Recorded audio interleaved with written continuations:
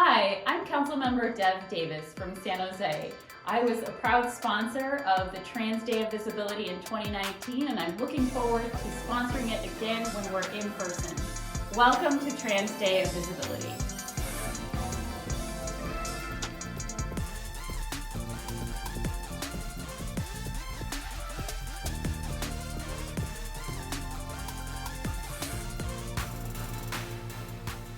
We have Councilmember Dev Davis from San Jose City, who was a great sponsor for Trans Day of Visibility last year, giving us the rotunda for for free. So what prompted you to want to support our transgender community?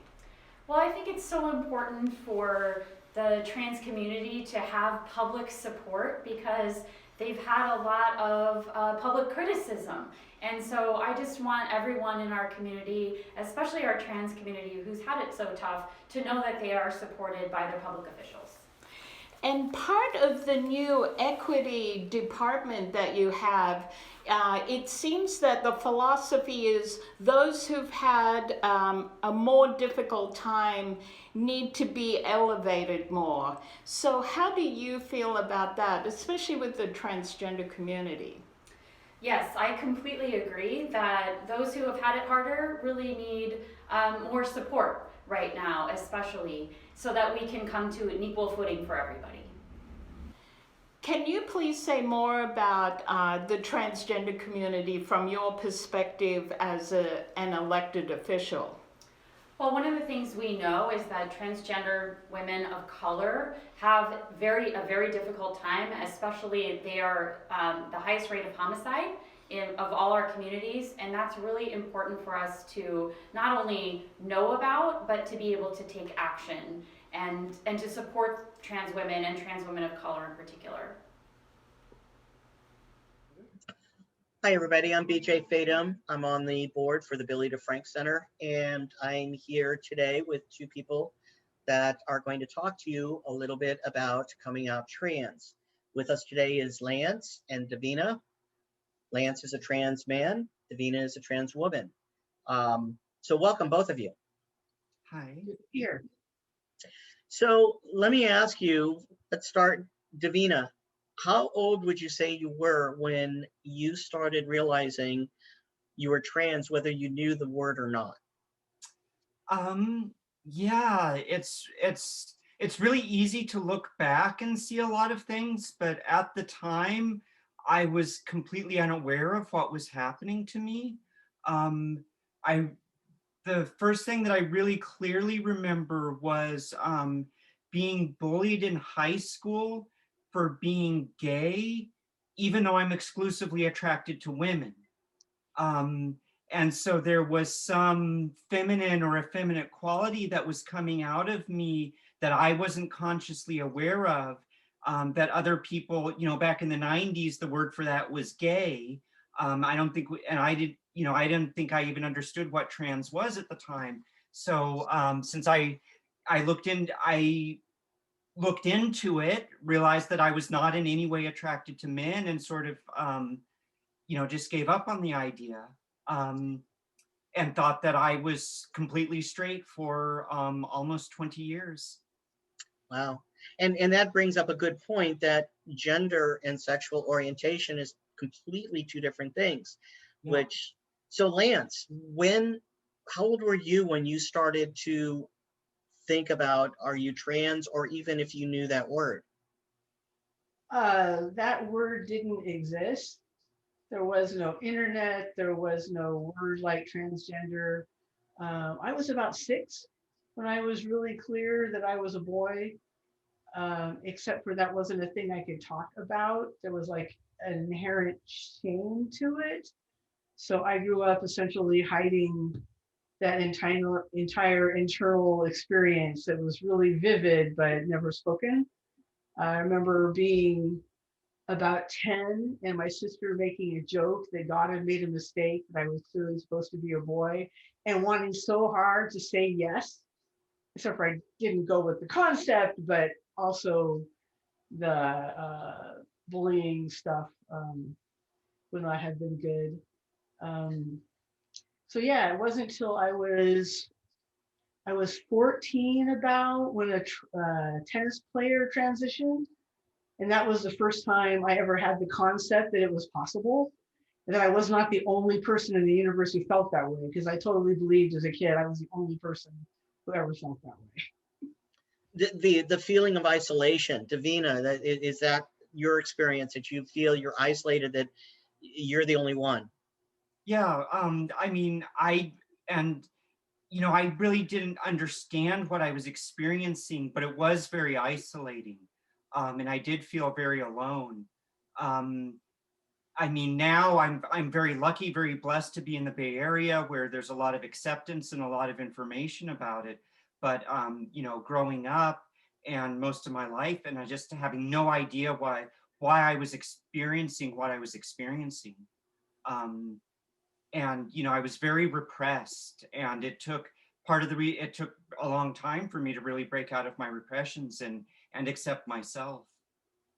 So, Lance, when did you said your sister would joke, but you wouldn't respond yes, because even though you felt that way, how old were you when you decided to come out to, and who was the first person you came out to as trans? So I was like 37 when I first encountered another trans person, particularly another trans guy. And once I met him, I couldn't let go of the concept, because it was like, oh, this is the thing, right? Because before that, there was no thing. So I was pretty quickly on one website that did exist, and reading books, most of which were sort of terrible from our current perspective on transsexual people, and the big battle between transsexual and transgender and all of that. So first probably was coming out to people, was friends, probably when I was about 38, 39. I was already perceived as being butch and had taken a male name in the leather community. So it wasn't like it was a big shock for my friends. So I got a lot of support. Later, I told my mom, and she was discombobulated and had to go do some thinking on her own, but that was good for her. And we're really close now, closer than we've ever been. On the other hand, I have not heard from my father since I told him. So it's now like 20 years with no contact with my dad. And my sister is also pretty much no contact. But other than those two, my life is so much more rich, and that letting go of the repression, like you can actually be yourself. That is one of the, I think, the big journeys in being trans, is of like exposing all those things that you kept hid. But it makes for much richer relationships, since now I'm very abundant in friendships and sweeties and communities and all of that. So, Davina, when did you finally decide to come out, and who was the first person you came out to, and how did that turn out? Yeah. So I didn't figure it out until I was 38 years old myself. And interestingly enough, the first person I came out to was an ex who was intersex and had been active in trans advocacy, and they were the only person who has rejected me. It was very interesting. But I'm Fortune Feimster, and you're watching Outlook Video. Hi, this is BJ Fadum, and I am on the board for the Billy DeFrank Center. And we are here today to discuss non-binary, what it means, how to come out, how do you come out, when do you come out? And with us today to talk more about it is Bonnie, Manu, Ali, and Gabrielle. And my first question to each of you is, and we'll start with Gabrielle, what is non-binary? Well, I've been identifying as genderqueer, mainly because way back when my mother wanted me to wear makeup, she said, "What are you, a tomboy?" And I went, "No." And then she said, "Well, what are you?" And so I, as a teenager, was starting to question, well, what am I? you know, I knew I was a lesbian, but this gender thing had no words back then. And so when the younger generation came up with a million different words for identities, genderqueer really felt great to me because that's how I feel. And then I found out under the umbrella of non-binary, genderqueer fits into that. So I thought, oh, that must mean I'm non-binary because I'm genderqueer, one of the aspects of non-binary. So that's how I see it. And genderqueer for me is like I am a unique mix of everything under the sun when it comes to gender, and that's kind of what queer is. Hold it. Allie, what does non-binary mean to you? I think that non-binary, I think it means to me like not necessarily fitting in to really like any gender role or any gender norm, and just kind of getting to be the person that you want to be and expressing yourself however each individual sees fit to do that, without any sort of like limitations on what that could be. So Manu, what is your definition of non-binary, or how do you identify what non-binary is? Yeah, I kind of echo what everyone else is saying. To me, being non-binary is not 100% identifying with any type of, boxed in gender. It's kind of existing outside of that, and not letting what society sees as gender dictate who I am, and how I present my gender on the outside, but also how I feel on the inside. So Bonnie, and we're seeing everybody has a little bit different perception of what non-binary is.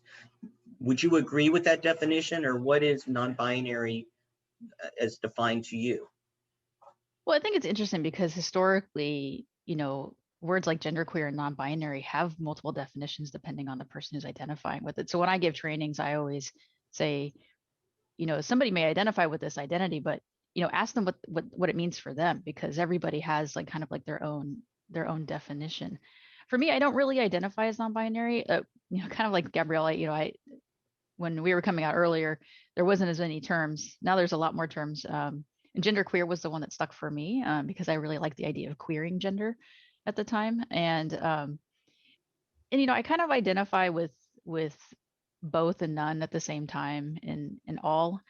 The more that I see gender, the more I think, that doesn't even belong. Like, why do we gender everything? And so for me, I don't identify as non-binary, I identify as genderqueer still, because it's still the word. I like the word queer, so I just kind of stick with it. But I also don't really like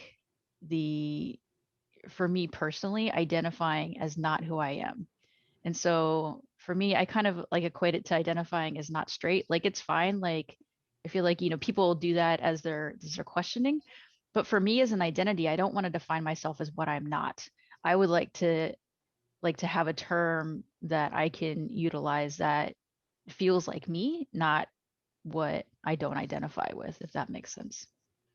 And so that's so interesting to me because of all of the different, whether you call them definitions or groups within the LGBT community. I think I see more of a divergent definition among everybody within when we talk about non-binary. And the other part that I see, and I'm going to throw this at you, Bonnie, first, is what about pronouns? That's the other big movement. What is your perception or your belief regarding the use of pronouns? I think pronouns are hard because they're so entrenched in language. It's difficult to get, it was hard enough for people to understand, different concepts of the LGBT community. It's really hard to change their language, especially something that we use in such like rigid sentence structure. So it's frustrating, but it's also understandable that it's so difficult for people to incorporate, especially the neo pronouns.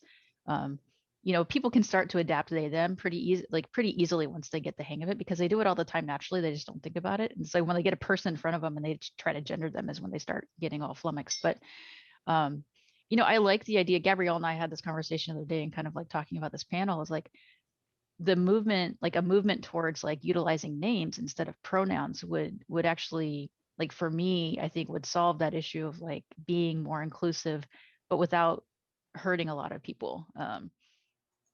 Hi, this is BJ Fadum. I'm on the board of directors for the Billy DeFrank Center, and I'd like to welcome everybody. We're going to talk a little bit today about gender marker and name changes within the LGBTQ community.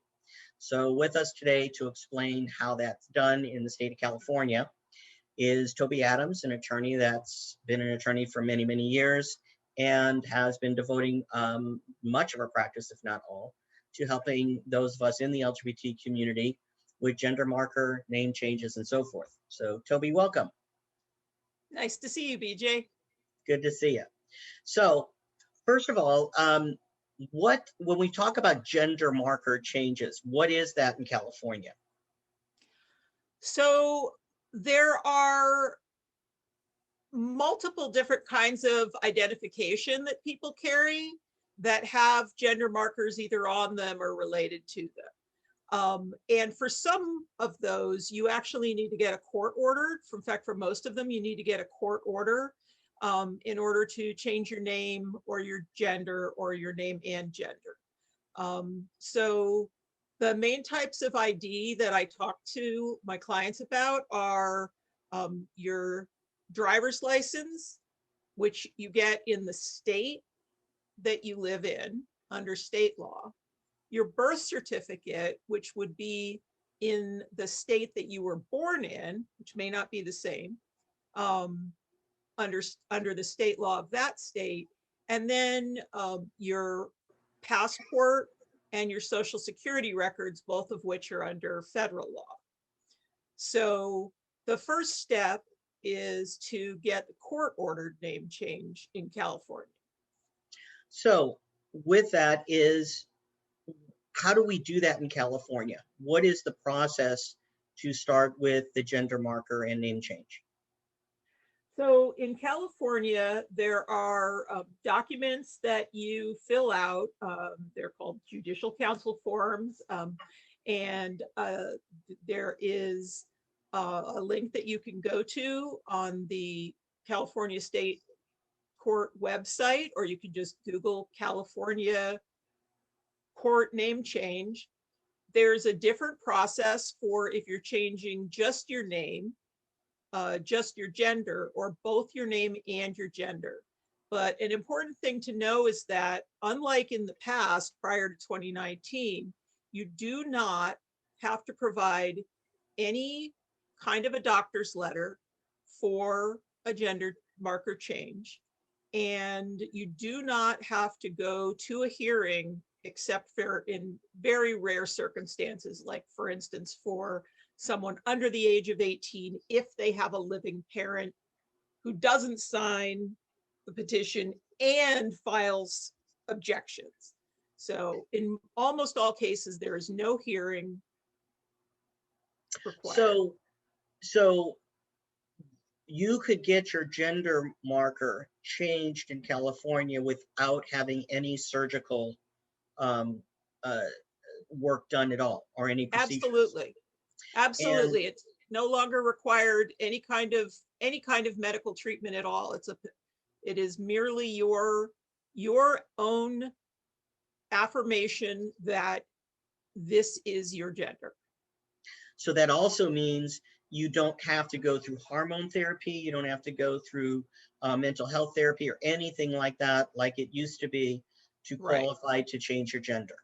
Right. And that was a real barrier for a lot of people. The cost, the expense, the difficulty with getting, having medical, even if it's just a letter from a doctor saying that this is your gender, requires finding a doctor and getting to a doctor and paying for a visit to have that doctor fill out paperwork that is unnecessary. And so also in California, then we can have our gender changed to male, female, and isn't there a third option in California? Yes, there has been for over a year now the ability to do a non-binary as a gender marker, and that is available in the court order. It is also available on California driver's license.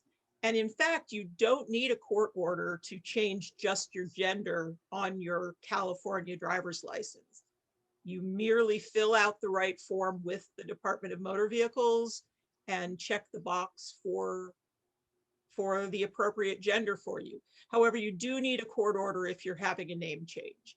And in fact, not only do you need a court order, but the way things have changed with the DMV recently, you actually must change your legal name with the Social Security Administration before changing it with the Department of Motor Vehicles, because they check.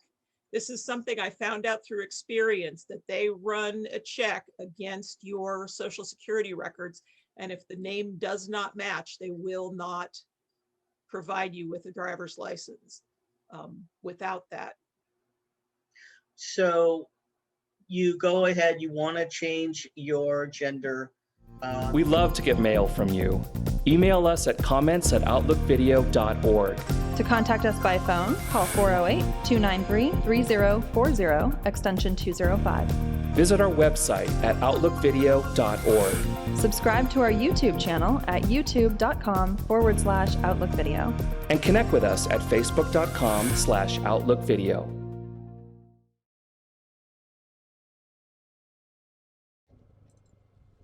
I want the music to be able to convey that it's okay to feel what you feel, and it's okay to have those experiences. And I want people to be able to just find out who they are and be more themselves outside of a system that dictates they should be a certain way.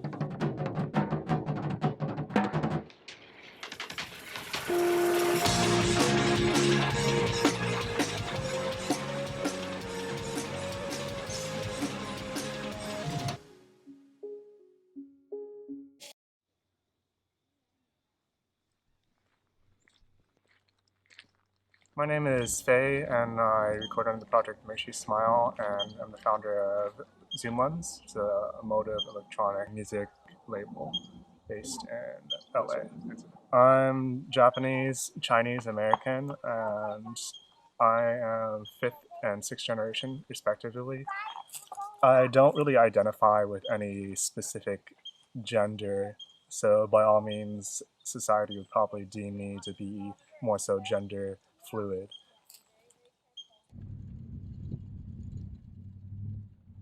The latest video we filmed was for an upcoming single called The Dialogue Dazai. The lyrics detail about the last 3 months of protests and the notion that we can have these ideals in our lives, but are we going to actually hold ourselves accountable to these ideals? Are they just ideas in our head, or are we going to actually put these ideals into action? So to die like Dazai, that phrase is me not wanting to die myself as a deplorable person, and for others to look at their own shortcomings as well. So the video, it reflects some of those things, but mostly it reflects a transformation of gender identity and not wanting to die in a way where I wasn't able to be truly myself.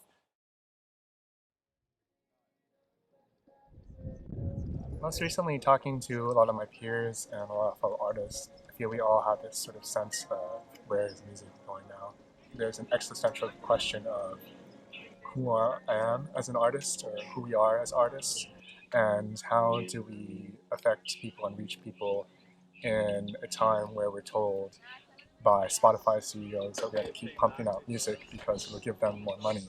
And stepping back and being like, well, am I pumping out more music because somebody else told me to? I'm pumping out more music because of the expression of myself, and it's connecting to people, and people need that right now. For other people to have a sense of authenticity is very important in a time where we're very forced to be these content creators, so to speak, and keep on pushing and oversaturating all this media that's constantly being in people's faces. I feel like music should be very much a political force and a physical force. To show one's body on stage is something that is playing a role in terms of how you want to be seen and how you want to convey yourself and how you want to inspire people. To be someone who is Asian American and to convey that sense of stage presence where I feel like I haven't really been able to witness that many Asian Americans, at least growing up, being more performative on stage physically or being aggressive is something that I want other people to be able to see and hopefully be able to come back from that show and instill it into their own life in various ways to be more confident.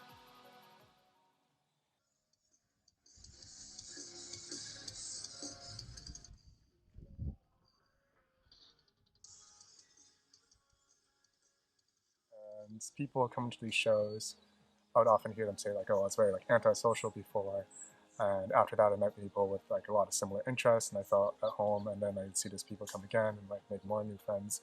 So it's always something to me that felt very humbling and honoring to be part of that experience. And I think it even reflected my own sense of trying to become more present and more sort of mindful of what was in front of me.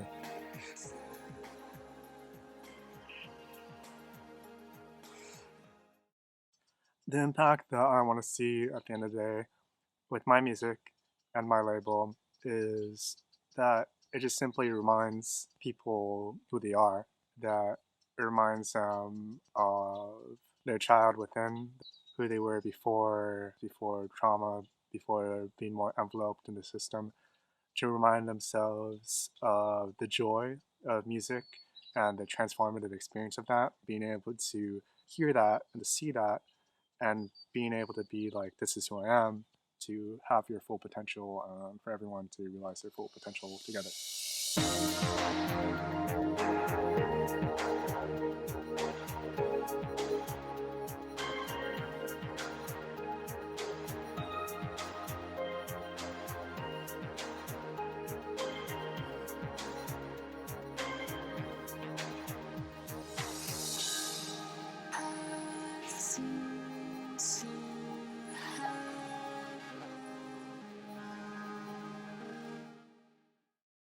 And that's a wrap for this month's edition of Outlook Video. You can watch extended versions of our segments and archive past programs on Outlook Video's YouTube channel at youtube.com/OutlookVideo. Be sure to click on the subscribe button and also click on the bell for notifications of our latest videos. Also friend us on Facebook at facebook.com/OutlookVideo. Outlook Video is made possible by generous donations from viewers like you and talented volunteers behind the camera whose names you'll see as we close. And if you live in the Bay Area and would like to volunteer at Outlook Video, contact us through our Facebook page.